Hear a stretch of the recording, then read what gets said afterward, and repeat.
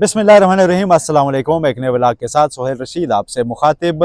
Supreme court of Pakistan से justice Mansoor Ali Shah की जानिब से एक नई खबर सामने आई है। आज सुबह के बाद ये दूसरी खबर है और ये है एक तहरीरी फैसले की सूरत में जो उनके पुराने मौक़िफ़ को इंडोर्स कर रही है और उसमें जस्टिस आयशा मलिक का नोट भी शामिल है और इलेक्शन कमीशन का जो किरदार है उसमें जो सियासत की झलक है इसके ऊपर बड़ी स्ट्रॉन्ग किस्म की ऑब्जर्वेशंस वो सामने आ चुकी हैं। इसके अलावा इतलात ये हैं कि जो वफाकी हुकूमत है उसने पाकिस्तान तहरीक इंसाफ की जो डिमांड्स हैं उसका जवाब भी तैयार कर लिया है और अब जो अगली मीटिंग होगी कमेटी की उसमें वो जवाब हवाले कर दिया जाएगा और इससे मुतालिक जो बाकी अपडेट्स हैं वो भी आप तक पहुँचाएँगे।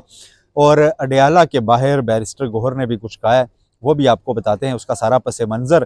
पहले तो बात करते हैं जस्टिस सैयद मंसूर अली शाह की, जिनकी जानिब से एक जजमेंट सामने आई है और ये जजमेंट है आदिल बाज़ई केस आपके इल्म में है जो कोयटा से रुकन कौमी असम्बली हैं उनकी जो पार्टी वाबस्तगी है वो मुतनाज़ा है।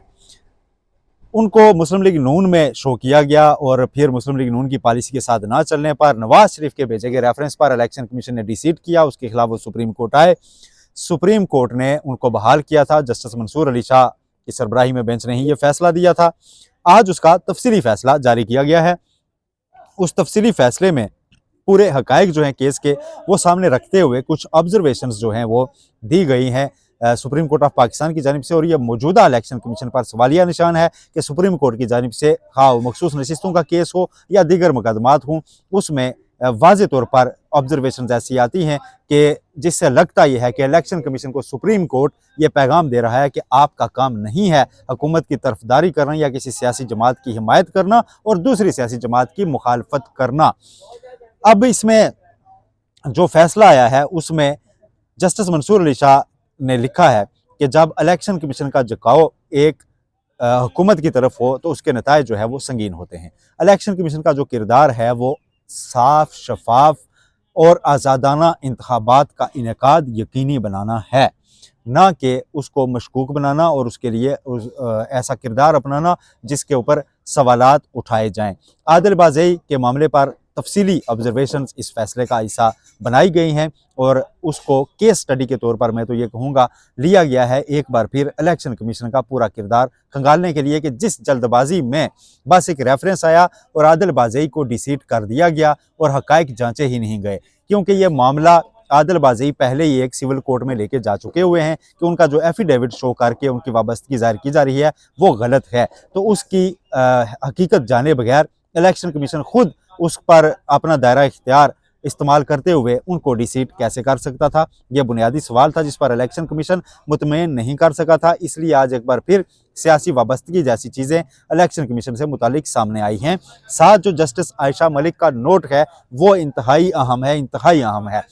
आपके इल्म में होगा कि साबिक चीफ जस्टिस पाकिस्तान काजी फायज ईसा इलेक्शन कमीशन को इतना बड़ा कोई इदारा साबित करते थे हर केस में कि जो अनटचेबल है, जिसको सुप्रीम कोर्ट और हाई कोर्ट भी कुछ नहीं कर सकती। खा वो जो ट्रिब्यूनल्स में जजेस की अपॉइंटमेंट का मामला हो उसमें भी वो हाई कोर्ट के बजाय इलेक्शन कमीशन के साथ खड़े नजर आते थे। चाहे वो सुप्रीम कोर्ट में कोई केस हो, मखसूस नशिस्तों का मामला हो, इलेक्शन कमीशन जो मौक़िफ़ बनाता था चीफ जस्टिस काजी फायज साहब कहते थे आईनी इदारा है, इस आईनी इदारे को कुछ ना कहा जाए, आईनी इदारे के ऊपर आप क्यों बात करते हैं। आज जस्टिस आयशा मलिक ने अपने नोट में यह करार दिया है कि हरगिज़ इलेक्शन कमीशन एक ऐसा आईनी बॉडी नहीं है, एक ऐसा आईनी इदारा नहीं है जिसे बाकी आईनी इदारों और आईनी शिकों के ऊपर कोई बालादस्ती हासिल है और वो बालादस्त है कि उसे बाकी आईनी इदारे पूछ नहीं सकते। बिलखसूस अदालतें जो होती इसलिए हैं कि वहाँ पर डिस्प्यूट होते हैं तो वो आते और आइन के मुताबिक इलेक्शन कमीशन के फैसलों के खिलाफ भी अगर एक प्रोविजन मौजूद है कि सुप्रीम कोर्ट में जाया जाएगा तो क्या सुप्रीम कोर्ट ने इलेक्शन कमीशन का एहतराम करना है या उसके खिलाफ या उसके हक में फैसला हकायक को देखते हुए करना है। तो इसके ऊपर काफ़ी सवाल उठाए गए हैं। साथ ये भी जस्टिस आयशा मलिक ने लिखा है कि इलेक्शन कमीशन का काम लोगों का जो बुनियादी हक है वोट देने का और अपनी मनपसंद हुकूमत को मुंतखब करने का उसका तहफ़्फ़ुज़ यकीनी बनाना है। उसके ऊपर कोई भी आंच नहीं आनी चाहिए कि कोई ऐसा अंदेशा भी नहीं होना चाहिए कि पाकिस्तान में वोटर्स अपनी मर्जी का वोट देकर या अपने मर्जी के उम्मीदवार की हिमायत बरमला आर्टिकल 19 के तहत करके उसका इजहार करके उसको मुंतखब भी वोट के जरिए ना कर सकें, और जो फिर पार्लियामेंट में हुकूमत हो वो अवाम की उमंगों की तर्जुमान ना हो, तो फिर इलेक्शन कमीशन की नाकामी है, फिर जो है मामलात ख़राब होते हैं। इसलिए इलेक्शन कमीशन का काम ही यह है कि वो इन चीज़ों को प्रोटेक्ट करे जो कि जमहूरियत की बुनियाद होते हैं, जिनसे जमहूरियत की झलक मिलती है कि किसी मुल्क में जमहूरियत है। और इलेक्शन कमीशन को आज़ाद अगर रखा गया है तो इसलिए नहीं कि वो बाकी इदारों को नीचा दिखाए और आइन को जो है मसलता फिरे। आज़ाद इसलिए रखा गया है कि जनाब उस पर किसी भी एग्जेक्टिव ऐसी अथॉरिटी का कंट्रोल ना हो कि जिससे लोगों का हक रायदही जो है उस पर कोई हर्फ आए, कोई आंच आए।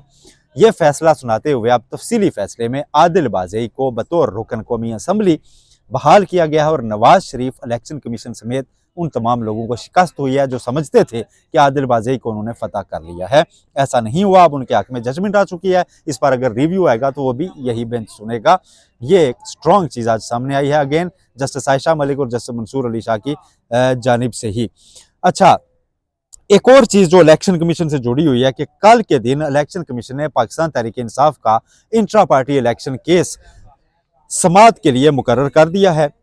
आपके इल्म में है अच्छी तरह से, कोई नहीं बोल सकता कि गुज़श्ता बरस 13 जनवरी को सुप्रीम कोर्ट ने इंडोर्स किया था इलेक्शन कमीशन के उस फैसले को जिसमें पाकिस्तान तहरीक इंसाफ के इंट्रा पार्टी इलेक्शन को कलअदम करार दिया गया था। उसके बाद दोबारा इलेक्शन करवाए गए थे जिसमें बैरिस्टर गौहर अली खान चेयरमैन बने थे पाकिस्तान तहरीक इंसाफ के।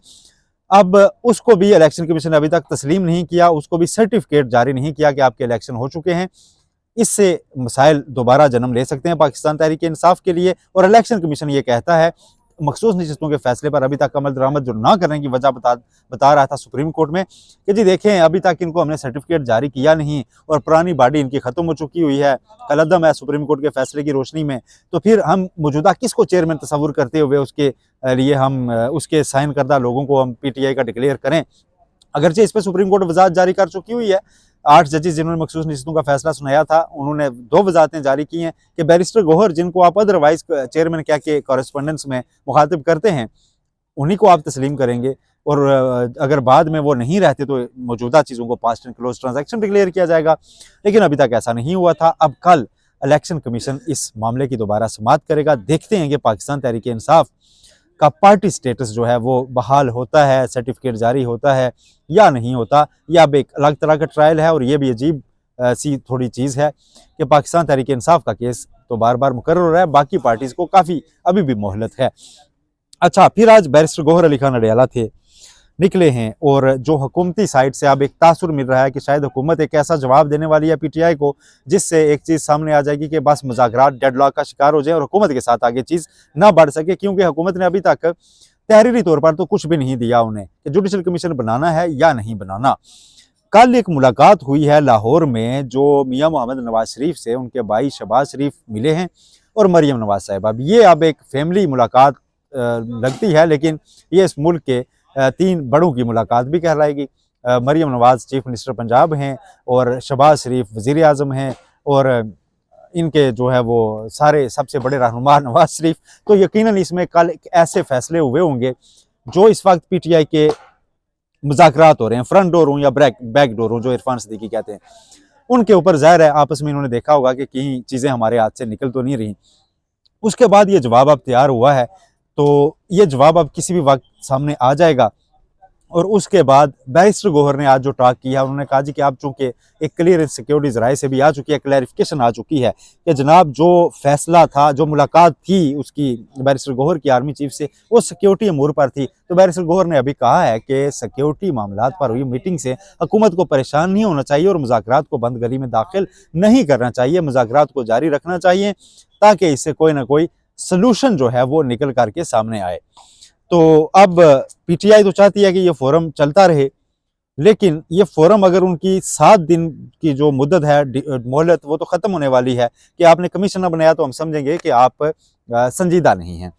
तो अगर वो कमीशन नहीं बना रहे और संजीदा भी नहीं है तो फिर ये मुज़ाकरात ये वाले तो ख़त्म हो जाएंगे, फिर इनकी बहाली मुमकिन लगती नहीं, क्योंकि PTI को और क्या चाहिए। अपने 2 डिमांड्स वो गिव अप पहले ही कर चुके हैं, जो मैंडेट की वापसी वाला था वो उसमें बुनियादी था।